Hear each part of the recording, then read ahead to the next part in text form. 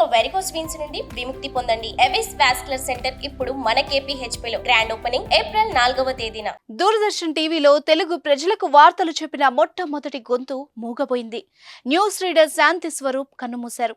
2 రోజుల క్రితం గుండెపోటు రావడంతో మలక్పేట్లోని యశోద హాస్పిటల్కు తరలించగా అక్కడ చికిత్స పొందుతూ శుక్రవారం ఉదయం తుది శ్వాస విడిచారు. శాంతి స్వరూప్ మృతి పట్ల పలువురు రాజకీయ ప్రముఖులు, జర్నలిస్టులు సంతాపం వ్యక్తం చేశారు. ఆయన కుటుంబ సభ్యులకు ప్రగాఢ సానుభూతి ప్రకటించారు.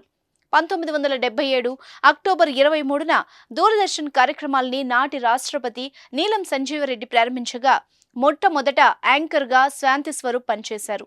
1983 నవంబర్ 14న దూరదర్శన్ ఛానల్లో శాంతి స్వరూప్ తెలుగులో తొలిసారి వార్తలు చదివారు. 10 సంవత్సరాల పాటు టెలిప్రాంప్టర్ లేకుండా పేపర్ చూసి వార్తలు చదివి మంచి పేరు తెచ్చుకున్నారు. తొలి తెలుగు న్యూస్ రీడర్ గా చెరగని ముద్ర వేశారు. ఆ రోజుల్లో దూరదర్శన్లో రాత్రి 7 గంటలకు వచ్చే న్యూస్ ను శాంతి స్వరూప్ చదివేవారు.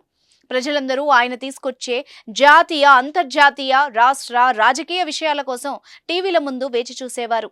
తెలుగు దూరదర్శన్ పేరు చెప్పగానే అందరికీ శాంతి స్వరూప్ గుర్తుకొచ్చేవారు. ఇరుగు పొరుగువారు మనతో మాట్లాడే మాటల్లా ఆయన వార్తలు చెప్పే విధానం ఉండడం ప్రతి ఒక్కరిని ఆకట్టుకునేది. అంతలా పేరుగాంచిన ఆయన 2011లో పదవి విరమణ చేశారు. శాంతి స్వరూప్ కి సినిమాలతో పాటు రాజకీయాల్లో కూడా మంచి అనుభవం ఉంది. లైఫ్ టైమ్ అచీవ్మెంట్ అవార్డును కూడా ఆయన అందుకున్నారు. శాంతి స్వరూప్ సతీమణి రోజారాణి కూడా న్యూస్ రీడరే. 1980లో వీళ్ల వివాహం జరిగింది.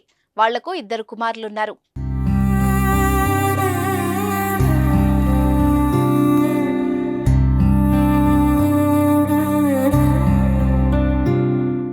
సుమన్ టీవీలో మీ పర్సనల్ అండ్ బిజినెస్ ప్రమోషన్స్ కోసం కింది నెంబర్కి కాంటాక్ట్ చేయండి.